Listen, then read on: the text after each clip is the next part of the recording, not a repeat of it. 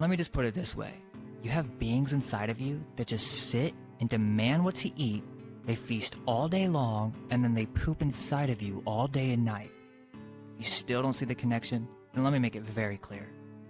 Parasites have the ability to affect your mind. This isn't just conspiracy talk either. Do you guys remember Osmosis Jones? The bacteria were directly influencing his mind. It had access to his most personal deep memories. This is exactly the case in the real world. It's not just food either. The tendency to over-masturbate is controlled by these parasites. When you release an orgasm, not only is this a huge release of spiritual etheric energy, but this ends up creating a hormonal disbalance, and it also causes adrenal fatigue.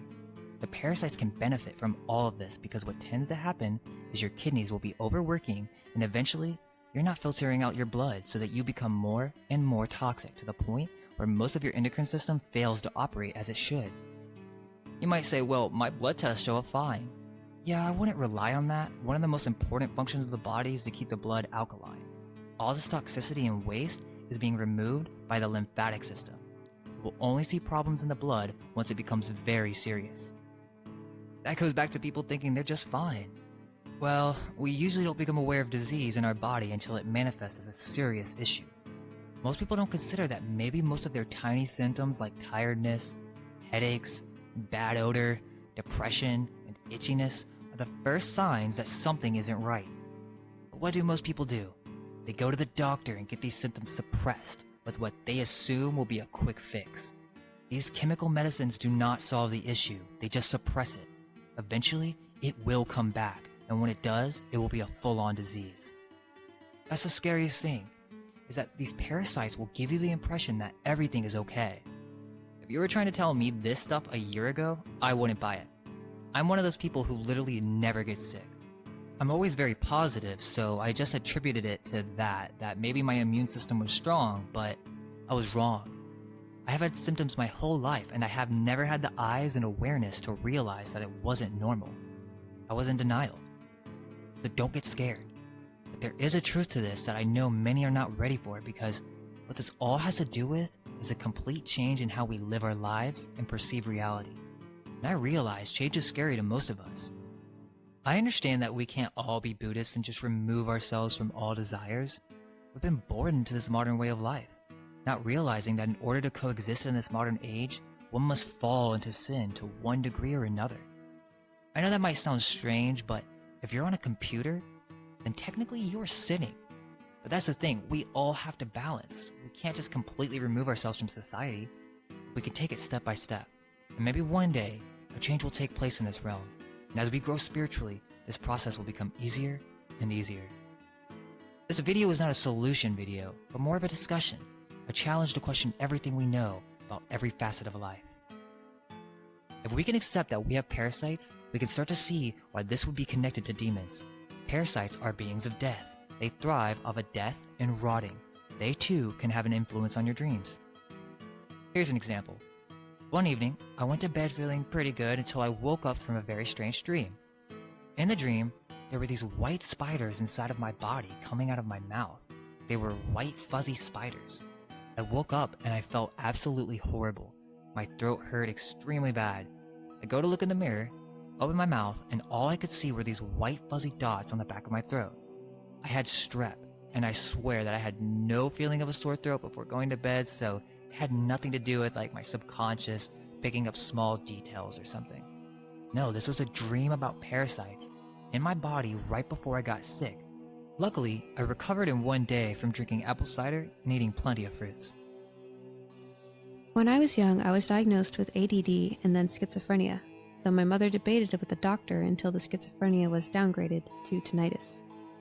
So they put me on Ritalin, but it didn't help. I suffered from visual hallucinations in school, making it impossible to concentrate. The doctors and specialists admitted that they didn't know what the root of the problem was or how to fix it. I was only instructed to go purchase expensive pills that caused ulcers in my stomach, which they then prescribed even more medicine for. It was a vicious cycle. On top of it all, I was always hearing these nasty voices in my head. It sounded like static from a radio or manifested in my own voice, telling me that I was worthless and life was pointless, so why not just do whatever? I think a common misconception is that freedom of being an adult is getting to drink booze and eat as much pizza and ice cream as you want, but I have to disagree. Those are drugs pushed on us as kids, and when we become adults, we think that we're choosing to eat those things, but all that's really happening is we're becoming slaves to our cravings. Much like a thrall is a slave to a demon. It's exactly like drug addiction. It's called the Food and Drug Administration for a reason. Why would food and drugs be lumped together if they didn't serve the same purpose? Alcohol is even called spirits. When someone has an addiction problem, they call it demons. It's also common knowledge that addiction is a disease. So if addiction is a disease, as well as a demon, then what makes any other disease not a form of demon? Typically, parasites are these long worm-like things or fibrous beings that inhabit our guts, and they resemble antennae or fiber optics. Begs the question, if parasites can influence our thoughts, and they can influence our dreams, and they can influence our desires, then could it be possible that parasites are antennae for demonic entities to manifest in the body? Para, prefix. A prefix with many meanings, including alongside of, beside, near, resembling, beyond, apart from, and abnormal. Site, an area of ground in which a town, building, or monument is constructed. So if we imagine our bodies as temples, this word begins to make a lot of sense. Something that is inside your body that shouldn't be. Almost all religions attribute worms and parasites as being evil or the work of Satan. Is it influenza? Or is it the influence of demonic entities? The word influenza even sounds like influence, so what do people say when you sneeze? They bless you. Why would they do that? The average answer, of course, is that people in the olden days were just dumb Christian zealots who attributed everything to Jesus and blessings, because the general idea is that they were stupider in the past. However, I expect that the perpetuation of that idea is to cause confusion and mistrust in all things spiritual. Even schizophrenia, where many people see and hear evil voices from all around, could be caused by disharmony of the body and an infestation of parasites. From Science Daily, quote, recent studies have found evidence of worrisome impacts, including an association with schizophrenia because of the parasite T. gondii. It's found in the brain as well in the muscles. In addition, field and laboratory studies in mice, rats, and people have shown that infection with T. gondii triggers change in behavior and personality. There's a study that goes over this same exact thing. A growing body of evidence suggests a correlation between schizophrenia and exposure to infectious agents. The majority of studied cases concerns the infection caused by T. gondii, an obligatory intracellular parasite that infects about 1/3 of the entire human population, according to the available data. Quote, numerous epidemiological case control studies show a higher prevalence of T. gondii infestation in individuals with various psychiatric and behavior disorders, including schizophrenia. A lot of these studies are just focusing on one parasite alone, but really, they have no clue what's actually going on in the body. That's another thing I've always accepted growing up, that the medical establishment actually knows what they're doing. I have no idea why we think this. Doctors do not heal anyone. Allopathic medicine fails at solving any issues, and most of the time, it just makes it worse. Again, why do we assume that these people actually know what these chemicals are doing in our body? I'm sure they understand it from a very boxed-in perspective, but they have no idea how it affects our body as a whole. The parasites love antibacterials. It doesn't kill them all, by the way. It just completely destroys your gut flora and kills all the good bacteria. You have parasites in your brain, in your heart, and when you take these medications, it destroys what you have left of good bacteria, just making it easier for the parasites to thrive. The only way to get rid of them is through awareness and diet. But this video is not about that. In time.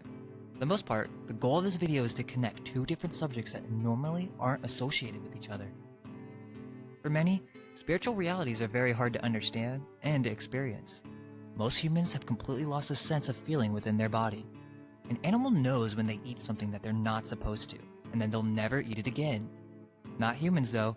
We just stuff ourselves all day long with mostly indigestible foods that just sit in our body and rot, while our body overworks and tires itself trying to get rid of all this waste that never ends. If this has touched you and you feel inspired to make a change, start by taking a breath. Start with silence. Start by shutting down ego. for this too is controlled by parasites. Just 5 minutes of relaxation can completely restart your system. We intend on continuing with health subjects, so if you're interested, please let us know what you think. Thank you for watching. May our minds